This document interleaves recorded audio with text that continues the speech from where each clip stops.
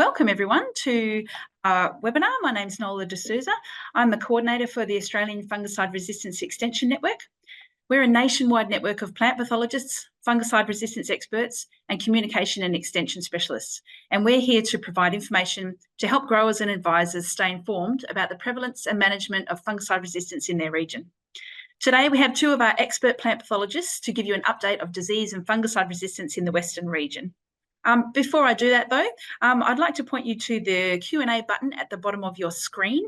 If you have any questions as we're going along, please type them in there and I'll be able to ask them of our pathologists at the end of the webinar. We also would really appreciate it at the end of this webinar, if you could answer a few questions in our follow-up survey. This is to enable us to understand how we're performing and if the information that we're providing you is interesting and supporting your decision-making processes. It'll take less than 10 minutes of your time, but the feedback that we get is really valuable for tailoring our extension. So we hope that you can do that for us afterwards. So I'm now going to introduce you to Geoff Thomas. He's a research scientist at the Department of Primary Industries and Regional Development here in WA. He's been there for over 30 years and he's primarily in grains plant pathology. He has considerable experience in research and extension, covering surveillance, identification, epidemiology, and integrated management of crop diseases in a whole range of different grain crops. Geoff is currently leading projects in disease surveillance, barley net blotch, and lupin disease phenotyping. And today he'll give you an update of what's happening in the Western region. Over to you, Geoff. Thanks, Nola. Welcome, everybody. As Nola said, I'm just going to briefly talk about the sort of what's happening in WA. The discussion today, I'll quickly touch on a little bit of the seasonal weather, what diseases we're seeing in WA this year, anything new that's happening, and then pass on to Andrea Hills to specifically talk about a couple of important fungicide resistance issues that we're facing in WA. So we started, obviously, most of these AFREN discussions with the sort of fungicide resistance management triangle or pyramid, and where we as we're leading into a season, we're talking about your variety selection and your non-chemical farm management for disease management. Obviously, at this time of year, we're really at the apex of that triangle and talking about fungicides. But we need to keep those bottom sections in mind when we're talking about the use of fungicides to understand what we might expect from our variety and from the disease pressure that our variety might be under as to the decision about using a fungicide. It's a pretty opportune time to be talking about fungicide management at the moment. It is obviously, we have crops that are approaching a fairly important time in terms of applying fungicides. So something like canola is probably early to mid flowering, and we're thinking about sclerotinia and upper canopy blackleg, and cereals are mid-stem extension through to probably booting and head emergence, depending where you are. So again, those top of canopy leaves we're looking at protecting. And then in our grain legumes, I guess we're approaching that podding or canopy closure time when fungicides are usually applied. So it's an opportune time to be having this discussion. So what's the weather been like? I mean, these are always very generic approaches. If we have a look on the left, we can see that's our seasonal May to July deciles, and it's been generally drier than average. If we look to the right, though, we can see that in July, there's certainly been an uptick in the amount of rain that we've had, and certainly in the last couple of weeks, that's really bumped up again, and the expectation is for some rain over the weekend. So certainly that rainfall has been increasing through the season. If we have a look at a little bit more closely our regions, on the left there we've got Geraldton and Moora, so our sort of higher rainfall northern area, and you can see after a very late start we've caught up. So those regions have been pretty wet through this winter time.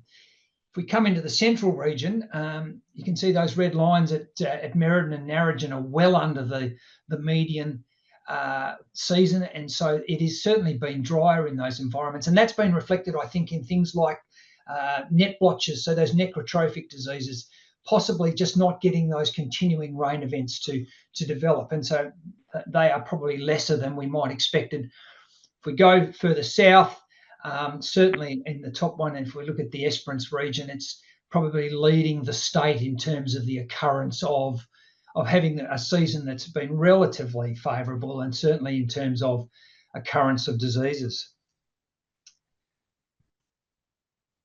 What have we been getting reported? Pretty much every year we get the same sort of things reported, but some have been maybe a little more important this season, and I'll concentrate on those in a second. But certainly in barley, we've already been having calls about loose smut. I've put net blotches here because there have been some calls, but they have probably been at a lower ebb than we might have than in some other seasons. Powdery mildew's poked its head up, and probably the emerging disease, I think, is scald in wheat. We had some yellow spot concerns early, and now powdery mildew's coming to the fore. In oats, we always hear about septoria, but there is a bit of bacterial blight around this year in that central region. In canola, we know that there's been plenty of reports, and DPIRD's monitoring has seen apothecia being reported. So sclerotinia risk is probably on the increase, and certainly this recent wet weather at around the canola flowering time is a concern. And upper canopy blackleg, and similarly in lupins, if with this rain that's going on currently, there's possibly an increased risk for something like sclerotinia. I'm going to concentrate just on a couple of diseases at the moment, but before I do that, I just need to make the point that this year has been a year in which we've had a number of calls, probably in previous to this time, but about abiotic, physiological, and chemical symptoms on particularly cereals. And it's pretty important that you make sure you get your diagnosis right, so that you're not spending money on fungicide that is being applied for something that is not a fungal disease. And I would just point you to a recent AFREN webinar conducted by Stephen Simpfendorfer from New South Wales DPIRD that gave a very good coverage of some of the symptoms you might see, and talks very much about getting your diagnosis right. Just briefly, some local disease issues. Had a number of reports of wheat yellow spot up in the northern ag region, at the start of the season. That late start just meant that the seasonal conditions, so the weather conditions, meant that the crop and the spores were developing together, and so wheat on wheat in that region was probably getting a fairly heavy coverage of yellow spot spores, and so we were seeing some early yellow spot, and probably more than we're used to seeing. I would remind everybody that most of the varieties that we're growing these days are moderately susceptible or better for yellow spot and for septoria nodorum blotch, and so that I would suggest that in many cases those varieties are not going to continue to exhibit that level of disease, and I might have an expectation that for many of those varieties we probably don't have the need for fungicide into the future, particularly in our lower and medium rainfall environments. Barley powdery mildew, not something that we've talked a lot about for the last few years, but we certainly had just a few reports from Esperance and from the Kwinana South port zones, and in Maximus and Combat, both of which, if you look at your variety guide, are in the sort of MR range in the variety guide. But over the last 18 to 24 months, we have seen the emergence of some infection in both of those varieties in a newer pathotype that does render the seedlings more susceptible. A bit uncertain about the impact in adult plants. I'm not sure that it will be fully susceptible. Our suggestion is that if you're seeing some powdery mildew in those Maximus and Combat crops, that you keep an eye on them. Don't just jump, but keep an eye on them. And as we're coming to this, flag -1 booting stage, that's certainly an opportune time to be making a decision in those crops. But it's not unexpected that you might see some powdery mildew in those varieties. Wheat powdery mildew, this has certainly been developing into a powdery mildew season, and we've had reports across the grain belt from the Geraldton Port Zone right through to Esperance and Albany and through the Central as well. Certainly the Esperance Port Zone seems to be an area where there's been a lot of reports, and that is not unusual for that region. I guess it's just a case of saying that this does appear to be a bit of a mildew year. And given the fact that we've had, we're at the cooler time of the year, and certainly the last couple of weeks have been below average temperatures, we can expect maybe that disease will kick up a little bit in the coming 3 to 4 weeks. So certainly, again, as we get to that sort of upper canopy flag leaf into booting, and you're making some decisions about fungicide, I'd certainly be keeping an eye out for powdery mildew and waiting for that time to make that decision. Barley scald, just a couple more. Barley scald, it's probably the disease in barley that's emerged over the last couple of years. Several of our newer, more popular varieties are more susceptible, and we're seeing that scald, which we were seeing, say, in Laperouse in the south a year or so ago, we're seeing now that scald is occurring up into that Kwinana South region and out into the lower rainfall environment as well. So it is certainly a disease that is emerging as being important. We're seeing that new pathotype occurring in Maximus, particularly in the central region, which is a concern.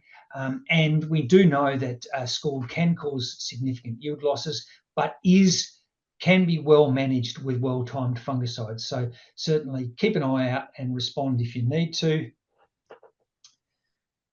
And the final disease I wanted to talk on, and Andrea is going to cover off a lot more on this in a second, but is barley netform net blotch.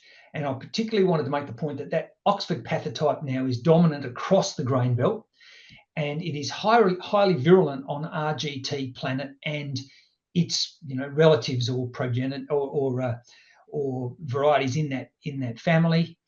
And so they will need to be monitored for the presence of netform net blotch. But the point I wanted to bring up here was that there's been, the picture on the left there is a seedling infection of netform net blotch in a more resistant type, and some concern that resistant types, and let's I had a couple of questions about Neo. Is there more disease than we'd expect? What we know about several of those varieties that they have a greater level of susceptibility as a seedling, but that does not mean that there's going to be an adult breakdown of those varieties. We would expect that as those varieties mature, they will perform as expected by their ranking in the variety guide. And so we would expect them to be providing significant genetic protection from that disease and not have the same concern as we would have for varieties in that planet family. And I think from there I'll pass back to Nola to move on to Andrea.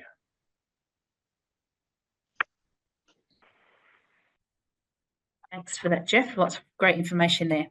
Now I'm about to introduce our next research scientist, plant pathologist, Andrea Hills. Unfortunately, we have had a little bit of issues with maybe NBN in Esperance. We're not quite sure, but Andrea has dialed in, so she will be able to talk to you. You just unfortunately won't be able to see her.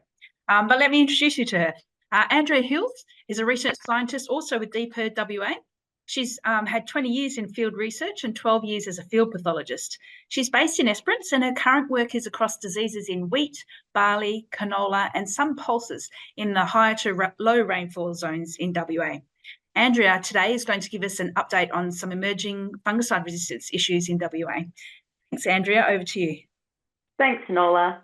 So I'm going to cover off on what's been called the triple mutants in netform net blotch in WA and the wheat powdery mildew resistance changes. So I want to start by putting up a slide just showing in areas where Planet was growing what that Oxford pathotype could do. It's just so virulent on Planet and related varieties. And this isn't just about netform, this goes across to wheat mildew as well. Whenever we're growing these susceptible varieties, we're just giving the disease such an advantage to start with. It just increases the disease pressure to the point with fungicides can't manage disease, even without fungicide resistance. So that's why variety selection is so critical. Okay, next slide, please. These are maps that you can access on the CCDM website, and they show the net form resistance detections that have been made over the past 10 years or so, but they're for the individual resistance for DMIs, let me see, on this side, and for the SDHI group 7s on this side. So at this point, we know that these strains with reduced susceptibility or resistance were out there to individual fungicide groups, but not causing field level failures until last year. So CCDM testing had only detected changes in resistance to individual groups in net form net blotch, and not across more than one group. Okay, next slide. So that changed in 2024, where 2 crops in the South Stirlings, one of Planet and one of Laperouse, both had net form present, and the disease wasn't controlled by fungicide in Planet. CCDM testings confirmed that the net blotch isolates had reduced sensitivity to all 3 fungicide groups. So that is our DMIs, SDHIs, and the QOIs, or the strobies.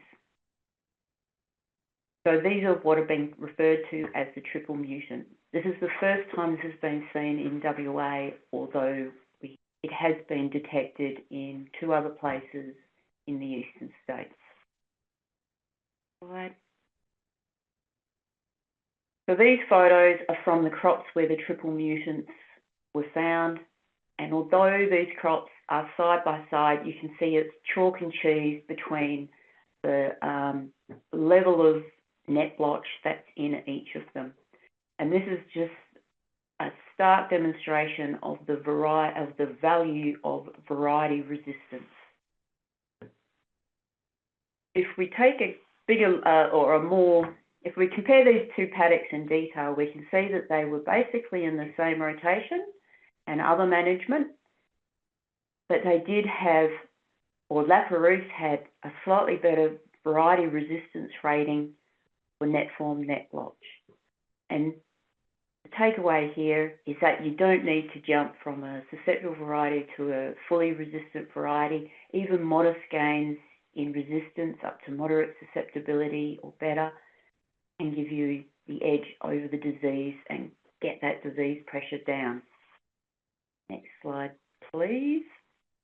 If we have a look at the fungicide applications that went on these paddocks, you can see they both had a flutriafol and group 3 at seeding. Flutriafol is not registered for net form control, but it is present in the plant, and so it is the net blotch, if it occurs early enough, is still reacting to it.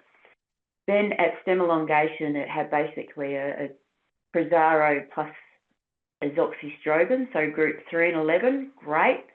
2 different active ingredients in a mix applied to both paddocks.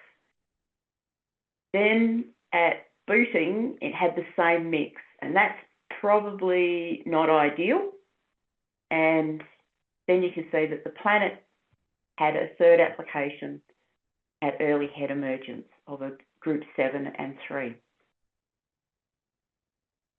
Okay, so the outcome of all of this is determined by the disease pressure. The fungicides that were applied were effective in the Laperouse because the variety had already been able to suppress the disease pressure of the net form, and then the fungicides are just the icing on the cake.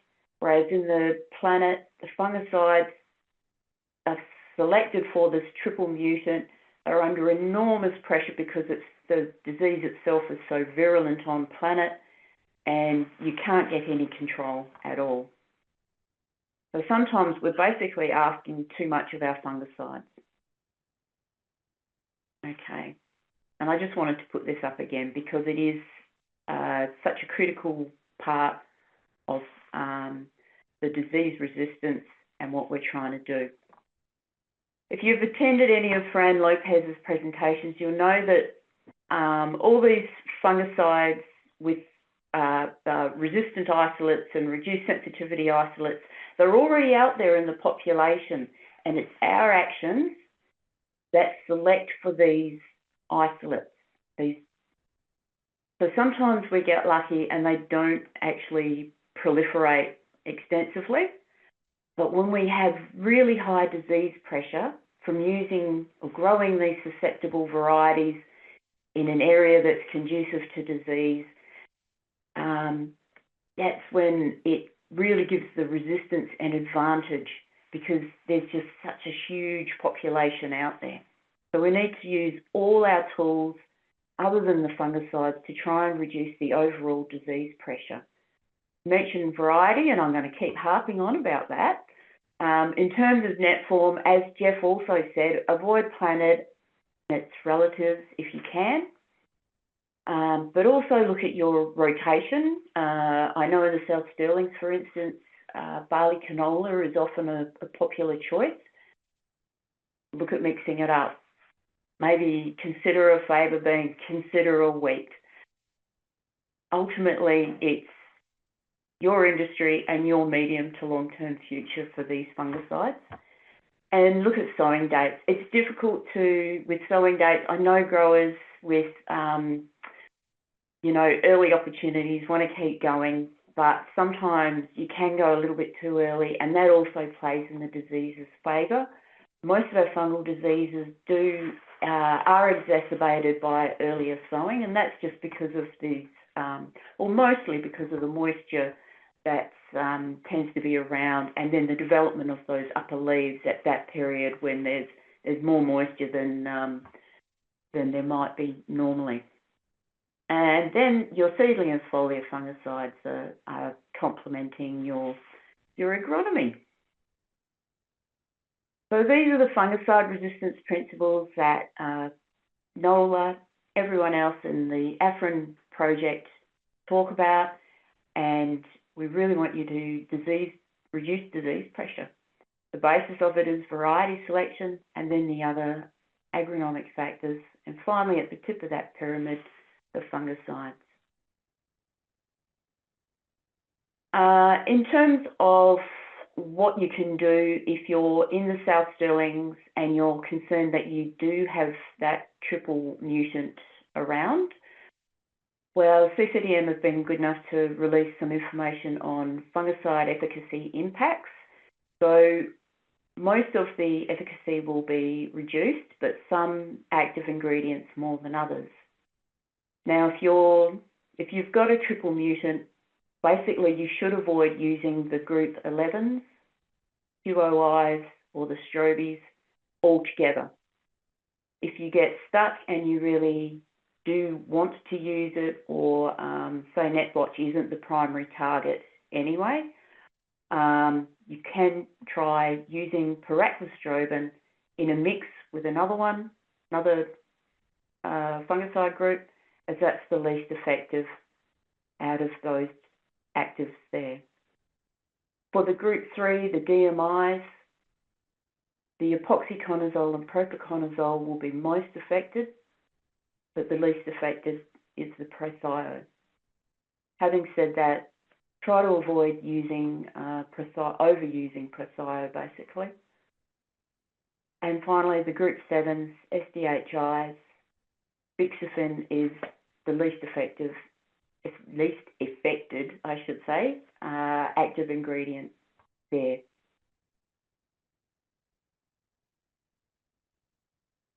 So in terms of management, if you're outside the triple mutant area, you might still apply the same AFREN principles. So continue your use of fungicide group mixes and avoid using consecutive applications of the same mix. And for net blotches, epoxyconazole and pyraclostrobin is particularly effective normally. Where the triple mutants are present, basically the major strategies we now have are the agronomic levers, so changing varieties to avoid the most sensitive to, or the most susceptible, I should say, to net form net blotch. And most growers have done that by swapping out a planet. Just make sure you avoid your its relatives. So ultimately, net blotch resistance, please test.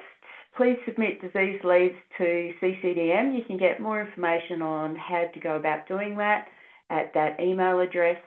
And all you'll be asked for is some basic crop details. You don't necessarily have to give a really detailed GPS location if you are, you know, grower is concerned about confidentiality.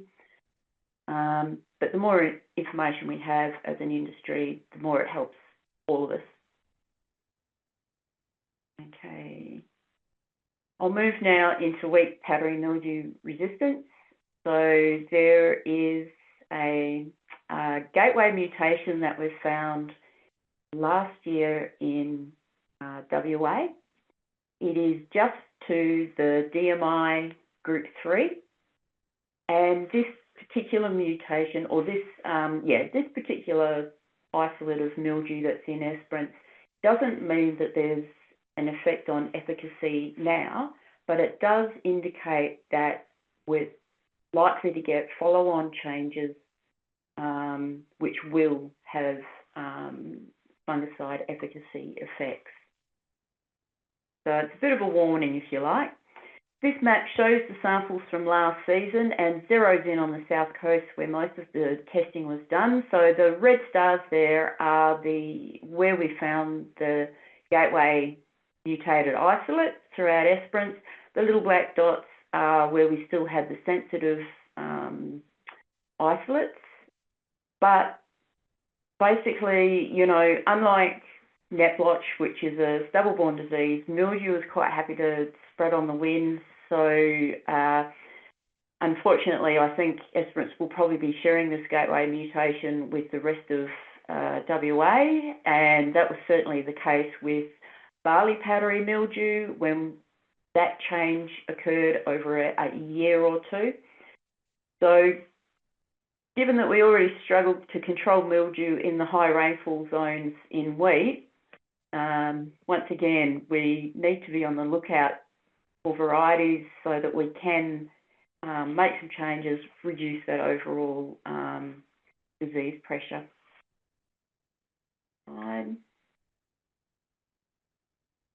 This map shows the seasonal observations of wheat mildew across WA for this season, and this map is accessible on the pest facts at DPIRD website. You can also, by the by, just toggle the options and have a look at other pests, other diseases, all the crops. So it's a pretty handy little thing. But I'd encourage you to contribute to what you're seeing out there and use this Pest Facts app. Really simple to do while you're out there monitoring if you're an agronomist. And you just put some pretty samples in, and put some samples in for testing, please. The other thing I just wanted to say about that there. So next slide. In terms of resistance and its potential emergence over the next few years, what we're aiming to do is to delay how quickly the reduced efficacy of the DMI fungicides emerges. Pretty likely that it's going to happen, okay? So we want to try and slow it down, but keep in mind that the most expensive fungicides are the ones that don't work. So that's why we want to keep sampling and testing to know where we're at, not just in time, but also geographically, because if you're going to use a DMI and it's ineffective, you've just done all your, your input costs for no good reason. Once again, you can contact CCDM or one of the DPIRD pathologists for tubes for powdery mildew testing. It's a little bit different to the stubble-borne diseases and any leaf rust that you see. It just needs to go into a tube before it goes to CCDM, and we generally have them on hand and can help you with that. Okay, so in terms of wheat mildew, we want to slow it down by decreasing the disease pressure. Here's our AFREN triangle again. We do that by using variety. I know a lot of people are looking for the scepter replacement on the south coast, and that's great. I'd encourage you to keep doing that. I know if we can even grow a mix of a greater mix of varieties with less susceptibility, it'll even decrease the disease pressure on scepter, and every bit helps. And also plan ahead in terms of what fungicide mixes you might use during the season. The fact that you're timing so that you want to protect those critical upper leaves that are contributing to the grain filling. And if you can increase your water rates, that would be really good too, because mildew is primarily harboured later in the season down in the bottom of the canopy. And if we can get good penetration down there, we might be able to get a little bit more control. So in terms of variety resistance, you look at this table, it's pretty scary. These are some of our most popular varieties in 2024, and you can see that just about all of them are susceptible or worse. And if you're growing them in a disease-conducive environment and you get the season for mildew, then it can get pretty ugly out there. There are a couple that are looking promising. Brumby on the south coast has got a reasonable number trying it. We're seeing a few colonies of powdery mildew on Brumby, but at a very low level, not of concern. And also Longreach Vortex is looking pretty promising. But anything you can do to sort of bump up the rating of your variety a little bit is going to have an impact. Okay, so this season, DPIRD CCDM have a wheat powdery mildew trial in progress. So this is not just about efficacy of control, because I know a lot of agronomists might be doing their own trials in this area as well, but on the CCDM side of things, they've got the capacity to look at how the mildew population changes in response to the use of different active ingredients. So the active ingredients we're looking at, not all of them are down here, listed here, primarily DMIs. You'll note that flutriafol isn't registered for powdery mildew anyway, but as I said, in the net blotch section, that even though it's not registered to control the disease, if it's being used and the plant contains that DMI, it's still basically included as a shot or a use of that group 3, because the mildew is still exposed to that flutriafol in the plant. And we've also included azoxystrobin, since that is often a backbone of control strategies for wheat disease. So we'll let you know how that goes. Once more, I'm going to beat you to death with it. Variety control, variety selection. So in spring, go along, have a look at local MVT trials, see what's happening, and the results, obviously. And finally, get in touch if you see something unusual, if you've had a fungicide application that hasn't performed as you would expect for either net blotch, wheat mildew, or any of foliar disease that you see out there, and get in touch with CCDM or the DPIRD pathologists. There are a group of us all out in the regions we're more than happy to submit samples on your behalf or go out and do sampling. I'd encourage you to get the PestFacts app. It's a great little thing. The more information you guys feed into that app and on those maps, the more information you get in return on what's out there. It's a, it's a bit of a group effort. And I think that's where I'd like to leave it. Thank you very much. Thanks heaps, Andrea. That was really good information. Sorry that we couldn't see you, but it was great that we could hear you. We'd like to point everyone down to the Q&A questions. If you have any questions that you'd like to put forward, please do.